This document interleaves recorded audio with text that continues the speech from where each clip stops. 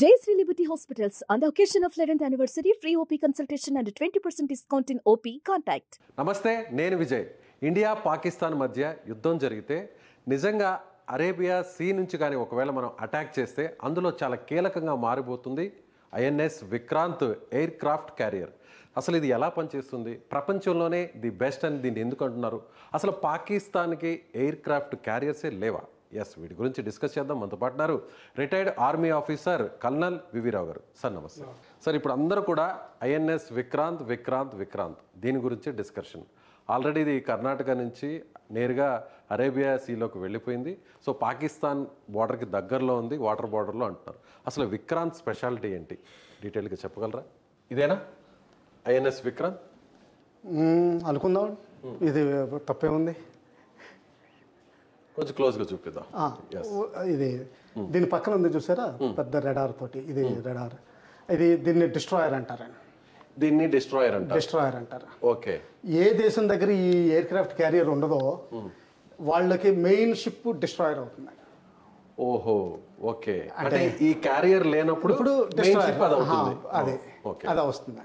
పాకిస్తాన్ దగ్గర ఉన్నాయి sir destroyer, కానీ క్యారియర్స్ అయితే క్యారియర్ లేదు.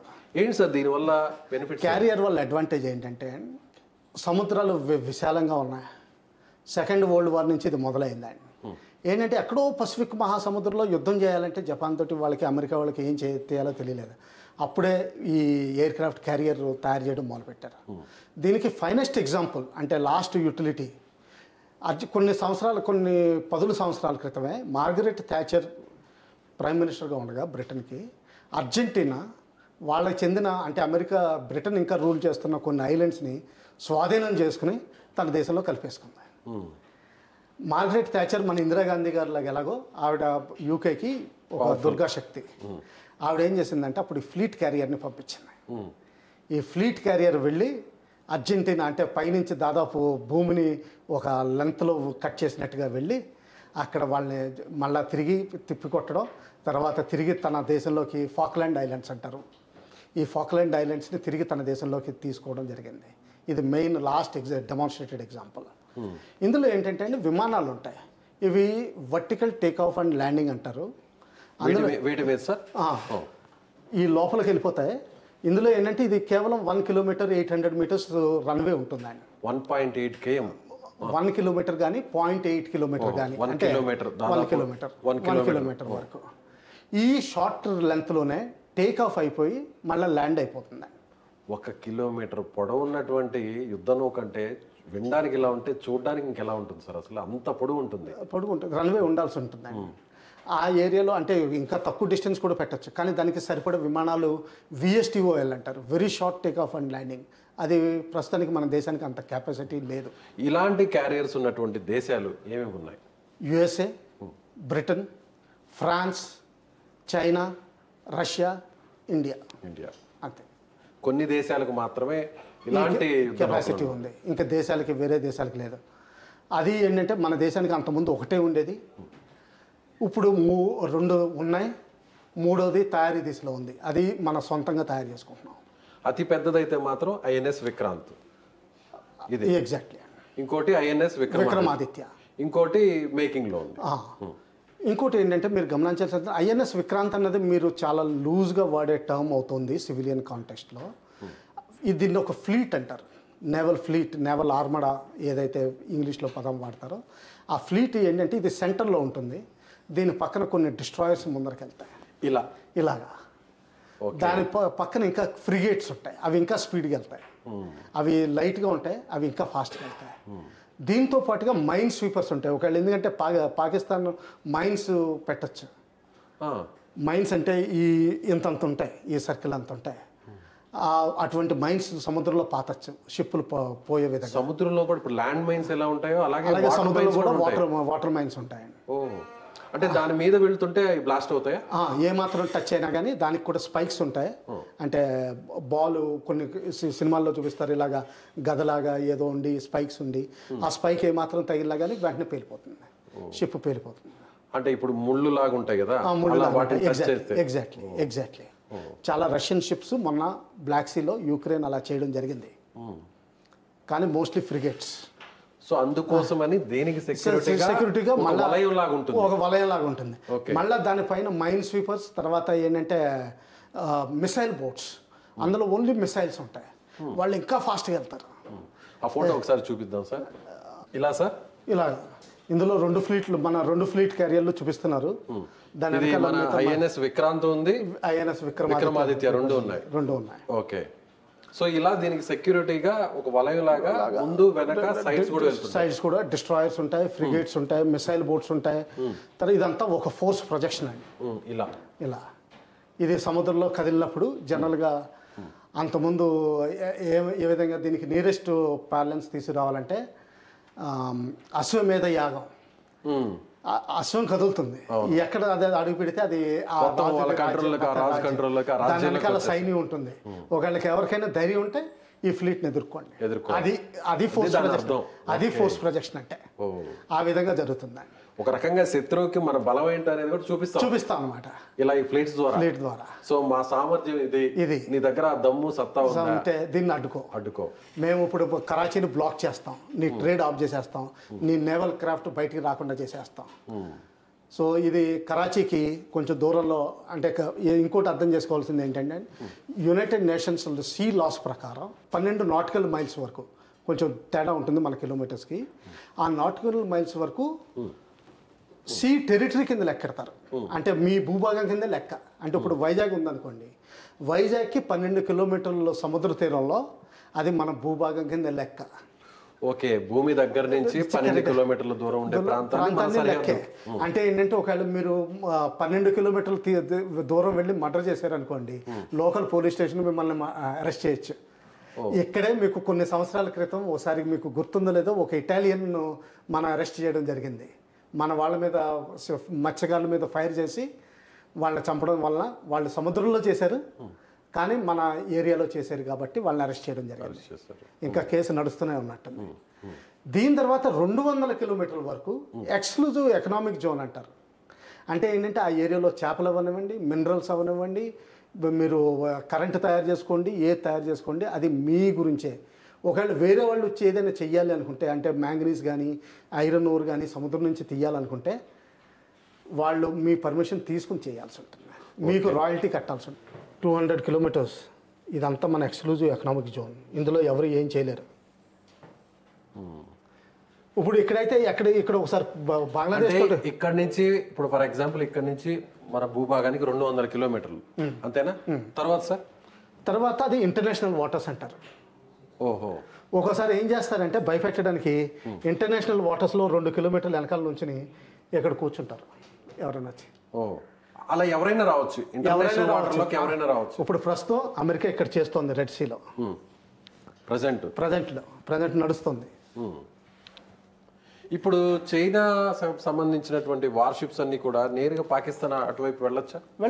వాళ్ళు ఎవరు ఆఫ్ చేయలేరు, మనం కూడా ఆఫ్ చేయడానికి లేదు. అలా వెళ్ళే ఇప్పటి వరకు ఏమన్నా ఎప్పుడైనా వెళ్ళియండి. ఇప్పుడు కూడా ఈ మధ్యన ఒక రిపోర్ట్ వస్తుంది ఏంటంటే, ఒక సబ్మెరీన్ లీజ్కి ఇచ్చినట్టు, అంటే న్యూక్లియర్ సబ్మెరీన్ లీజ్కి ఇచ్చినట్టు, అద్దెకి ఇచ్చినట్టు ఒక వేగ్ రిపోర్ట్ వస్తుంది, కన్ఫర్మ్ కాదు. అది మన అంతవరకు. ఇప్పుడు ఈ బార్డర్ దాటి లోపలికి వస్తే మనం ఫైర్ ఓపెన్ చేయొచ్చా? 12 కిలోమీటర్స్ లోపలికి వస్తే మీరు 100% ఓపెన్ చేయొచ్చు. ఈ 200 కిలోమీటర్స్ లోపలికి వస్తే మీరు వార్నింగ్ ఇచ్చి వెనక్కి పంపించేయాలి. అక్కడ వాళ్ళు వార్నింగ్ వినకపోతే అప్పుడు మీరు యాక్ట్ అవ్వచ్చు. అది ఎవరైనా సరే, ఈవెన్ అమెరికన్ షిప్స్ వచ్చినా, ఎవరు వచ్చినా, సివిల్ కానీ ప్రైవేట్ కానీ ఎవరైనా సరే. కొన్ని సంవత్సరాల క్రితం మనకి బంగ్లాదేశ్కి ఇక్కడ ఒక ప్రాబ్లం వచ్చిందండి. ఇది ఎక్కడైతే గంగా నది కలుస్తుందో అది మట్టి పెరిగిపోయి ఒక ద్వీపం తయారైంది, చిన్నది, ఒక 500 మీటర్లు 600 మీటర్స్ ద్వీపం తయారైంది. అది బంగ్లాదేశ్ వాళ్ళదండి, మనదన్నాం. దాని తర్వాత మన దగ్గరే ఉండిపోయింది. ఎందుకంటే ఆ లైన్ కరెక్ట్గా డ్రా చేయడం వల్ల అది మనకే చెందింది. అది కూడా అలా కూడా జరుగుతూ ఉంటాయి. అలాగే ఇక్కడ మనకి రాన్ ఆఫ్ కచ్లో కొంచెం ప్రాబ్లం ఉందండి. ఎందుకంటే ఇది ఇక్కడ బోర్డర్ పిల్లర్ 1075 తర్వాత మనకి డిలీనేట్ అవ్వలేదు బోర్డర్.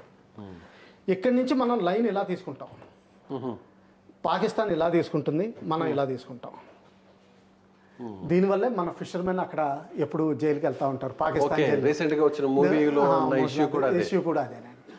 ఎందుకంటే ఆ లైన్ ఎక్కడ ఉన్నది అన్నది మనకి ఇంకా డిసైడ్ కాలేదు. దండేల్ మూవీలో వచ్చినటువంటి టాపిక్ కూడా ఇదే. మనమేమో మనది అని ఆ ప్రాంతంలోకి వెళ్తాం, కానీ వాళ్ళు అది మాది అని అరెస్ట్ చేస్తాం. అది ఎప్పటి నుంచో నడుస్తాం. సార్ ఇప్పుడు ఈ ఐఎన్ఎస్ విక్రాంత్కి సంబంధించి ఇప్పుడు మనం చూస్తున్నట్టుగా ఎక్కడి నుంచి ఎంత దూరం నుంచి పాకిస్తాన్ అటాక్ చేయొచ్చు మనకున్న ఫ్లీట్ ద్వారా చూస్తే? అదే చెప్తున్నాను కదండి, మామూలుగా ఏంటంటే దానికి సెపరేట్ స్ట్రాటజీ, టాక్టిక్స్ అటువంటివి ఉంటాయండి. ఎయిర్ క్రాఫ్ట్ క్యారియర్ చాలా దగ్గరికి వెళ్ళదు, ఎందుకంటే దానికి విమానాలు ఉన్నాయి. విమానాలు పైకి వెళ్తే వాళ్ళు ఫైర్ చేసి వెనక్కి వచ్చేసి ల్యాండ్ అయిపోతారు. ఇప్పుడు మన విక్రాంత్ ఎక్కడ ఉంది? ఇప్పుడు అరేబియన్ సీలో పాకిస్తాన్ బోర్డర్కి ఎంత దూరంలో ఉంటుంది? అది నాకు ఐడియా లేదండి. కాకపోతే ఏంటంటే వాళ్ళకి 30 knots per hour స్పీడ్లో 24 hours ఎప్పుడైనా సరే మన కరాచీని బ్లాక్ చేయొచ్చు. ఇది మన ఆ మాత్రం చెప్పగలను. ఒక అంటే ఈ రోజు ఇప్పుడు అనుకుంటే రేపు పొద్దున కల్లా కరాచీ బయటికి వెళ్ళడానికి, లోపలికి రావడానికి ఇంకా క్లోజ్ అయిపోతుంది. సో అంత శక్తి సామర్థ్యాలు మన ఐఎన్ఎస్ విక్రాంత్కి.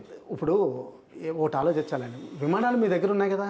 సో ఏంటంటే విమానం ఇది ఫిజికల్గా విక్రాంత్ కదలాల్సిన అవసరం లేదు, విమానాలు పంపించి అక్కడ యాక్టివ్ చేసేస్తుంది. సో బ్లాక్ దూరం నుంచి అయినా సరే పంపించేయచ్చు. సో దీనికి సపోర్ట్గా ఇప్పుడు న్యూక్లియర్ సబ్మెరీన్స్ కూడా ఉంటాయి.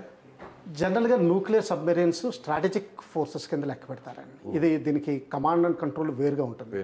డైరెక్ట్గా క్యాబినెట్ సెక్రటేరియట్ కంట్రోల్లో ఉంటుంది, ప్రైమ్ మినిస్టర్ చేతుల్లో ఉంటుంది. ఇవి ఫ్లీట్ బహుశా వీళ్ళ చేతుల్లోకి రాకపోవచ్చు. వీటిని వేరుగా ఎక్కడో దాచి ఉంచుతారు, ఎందుకంటే యుద్ధం మొదలైతే మాత్రం ఎక్కడ కనపడకుండా ఉంటాయి. మన ఈ మధ్యన మీడియా రిపోర్ట్స్లో ఎక్కడో అనకాపల్లి వీటి మధ్యలో వాటి హార్బర్ తయారు చేస్తున్నట్టు వేగ్ రిపోర్ట్స్ వచ్చినాయి. కానీ ఏంటంటే అవి ఓన్లీ పీస్ టైంలో ఉండేది, రిస్టెంట్ రిపేర్కి వచ్చినప్పుడు. మిగతా టైంలో ఎక్కడో సముద్ర గర్భంలో దాగి ఉంటాయి. సో ఇప్పుడు ఈ ఐఎన్ఎస్ విక్రాంత్ రావడం ద్వారా మన నేవీ వెరీ స్ట్రాంగ్ అయింది అనుకోవచ్చు వరల్డ్లోనే. మన అంతకుముందు కూడా 1971 వార్లో కూడా ఐఎన్ఎస్ విక్రాంత్ బంగ్లాదేశ్ మీద చాలా బొంబార్డ్మెంట్ చేయడం జరిగింది. విక్రాంత్ అప్పుడు కూడా ఒక నేవీలో ఇంకోటి ఏంటంటే పాత షిప్ ఎప్పుడైనా రిపేర్కి వెళ్ళిపోయి అది వాష్ చేసేస్తే కొత్త షిప్ వచ్చినప్పుడు అదే పేరు పెట్టే అవకాశం ఒకటి ట్రెడిషన్ ఉంది. ఇంకోటి ఏంటంటే దీని మీద విమానాలు ఈజీగా మార్చేయచ్చాను. కొత్త లేటెస్ట్ టెక్నాలజీ వస్తున్నాయి. ఈ ఎయిర్ క్రాఫ్ట్ క్యారియర్ 50 సంవత్సరాలు 60 సంవత్సరాలు నడవచ్చు. దీని విమానాలు మారుతూనే ఉంటాయి, టెక్నాలజీ మారుతూనే ఉంటుంది. ఏదైనా రావచ్చు. అలాగే ఇంకొన్ని ఉంటాయంటే ఏంటంటే అమెరికా నుంచి తీసుకున్నాం long range surveillance air craft. Boeing విమానంలో మొత్తం అరేబియన్ సీ మీద తిరుగుతూ ఉంటుంది, ఎక్కడ షిప్ ఉందో వాళ్ళకి తెలుస్తుంది. అవి కూడా ఉన్నాయండి. దాంతోపాటు మీడియం లెవెల్ డార్నియర్ కూడా ఉన్నాయి. ఇలా కాకుండా కోస్ట్ గార్డ్ అంటే ఈ 12 kilometers 200 kilometers ప్రొటెక్ట్ చేయడానికి కోస్ట్ గార్డ్ అని ఒక ఆర్గనైజేషన్ ఉందండి. దానికి నేవీ వెళ్ళాల్సిన అవసరం లేదు. బిఎస్ఎఫ్ ల్యాండ్ బోర్డర్స్లో ఎలా ఉంటుందో అలాగే కోస్ట్ గార్డ్ అన్నది నేవీ వాళ్ళతోటే మ్యాండ్ నేవీ, దానికి సెపరేట్ స్ట్రక్చర్ ఉన్నా కానీ మినిస్ట్రీ ఆఫ్ డిఫెన్స్లోనే వాళ్ళు బోర్డర్స్ కాపలా కాయడం వాళ్ళది బాధ్యత. ఈ 200 kilometers ఏరియా వాళ్ళది బాధ్యత. ఈ ఐఎన్ఎస్ విక్రాంత్ అనేది దాదాపు ఇందులో పనిచేయడానికి ఉన్న స్టాఫే వేల సంఖ్యలో అంటారు, నిజమేనా సార్? నిజమేనా? ఎంతమంది ఉంటారు? అది టైంని బట్టి ఉంటుందండి, అది వదిలేయండి. ఎందుకంటే పైలట్స్ ఉంటారు, మెయింటెనెన్స్ క్రాఫ్ట్ ఉంటారు, ఇంజనీర్స్ ఉంటారు, టర్బైన్ ఇంజనీర్స్ ఉంటారు, క్లీన్ చేసేవాళ్ళు ఉంటారు, పారా కమాండోస్ ఉంటారు. వాళ్ళ పారా కమాండోస్ని మెరీన్ కమాండోస్ అంటారు. వాళ్ళు ఒకసారి నీటిలో దూకి వేరే పనులు చేసి వస్తూ ఉంటారు, అది కూడా ఉంది. వాళ్ళు అండర్ గ్రౌండ్ వెళ్ళొచ్చు. వాళ్ళకి ఇంకా బ్యాథిస్పియర్స్ అని ఉంటాయి, అంటే చిన్న చిన్న గోళాలాగా వెళ్ళిపోయి వాళ్ళు ఇండిపెండెంట్గా వెళ్ళిపోవచ్చు. అంటే చిన్న బోట్లాగా వెళ్ళిపోయి వాళ్ళ అండర్ గ్రౌండ్ వాటర్ వెళ్ళి సబ్మెరీన్ కాకుండా అది కూడా చేసి రావచ్చు. చాలా పనులు ఉంటాయండి. సో ఇప్పుడు ఇది చాలా ప్లస్ కాబోతుంది మనకి, అంతేనా? ఒకవేళ ఇన్ కేస్ వార్ జరిగితే మాత్రం ఐఎన్ఎస్ విక్రాంత్ పాత్ర చాలా ప్లస్ అనుకోవాల్సిన అవసరం లేదండి. మన దేశం ఏంటంటే ప్రపంచంలో 2వ అత్యంత జనాభా కలిగిన దేశం. ప్రపంచంలో ఉన్న ప్రతి 6గురిలోనూ ఒకడు మన భారతదేశం. అటువంటిది యాక్చువల్గా ఈ శక్తి మనకి ఎలాగ న్యాచురల్గా ఉంది. కొంచెం టెక్నాలజీ వాడడం, కొంచెం డబ్బులు ఖర్చు పెట్టడం, అవి చేసుకోవడం, ఇవి న్యాచురల్గా మనకు రావాల్సినవి. మనకి విశ్వగురు కింద రికగ్నిషన్ వస్తుంది మెల్లగా. ప్రపంచంలో కేవలం ఏకైక దేశం, ఏ దేశం మీద దాడి చేయని దేశం మనది. లాస్ట్ 2500 సంవత్సరాల్లో ఎక్కడా హిస్టరీలో లేదు. చోళాసు వియత్నాం, కంబోడియా వెళ్ళి ప్రపంచంలోనే అతి బిగ్గెస్ట్ మందిర్ కంబోడియాలో ఉందండి, ఇండియాలో కూడా లేదు. బాలి ఇండోనేషియాలో వీటిలో అయితే మన కరెన్సీ నోటు మీద కూడా మన గణేష్ గుర్తుంటుంది. వాళ్ళు కూడా రూపాయి అంటారు. వాళ్ళ కల్చర్ ఇదంతా చూస్తే మన ఇండియన్ కల్చర్కి ఇది ఉంటుంది, కానీ మనం ఎప్పుడూ అటాక్ చేయలేదు. సో రానున్న దేశాల్లో ఈ క్లైమేట్ చేంజ్ మనకి కేవలం ఈ విధంగానే కాదు, మన మినిమలిస్ట్ లైఫ్, భూమి నుంచి ఉన్న తక్కువ రిసోర్సెస్ తోటి మనం బతకాలని చూస్తాం. అదే ఈ క్లైమేట్ చేంజ్లో కూడా మానవాళికి దారి. అన్ని విధాల మన పవర్ఫుల్ అండి. ఒక రకంగా ప్రపంచానికి మనం Vishwaguru. Right sir, thank you so much. So ఇది వివిరావు గారు చెప్తున్నట్టుగా ఖచ్చితంగా ఐఎన్ఎస్ విక్రాంత్ లాంటివి ఎన్నో భారత్ అమ్ముల పొదిలో ఉన్నాయి. పాకిస్తాన్ ఎటువంటి విషయంలో కూడా మన దగ్గర కూడా సరిరాదు. అయితే భారత్కు ఉన్నటువంటి సూపర్ పవర్తో మనం ఏదైనా చేసేటువంటి శక్తి సామర్థ్యాలు పాకిస్తాన్పై ఉన్నాయని ఆయన చెప్తున్నారు. మీరేమనుకుంటున్నారు? మీ అభిప్రాయాన్ని కామెంట్ చేయండి. Thank you so much.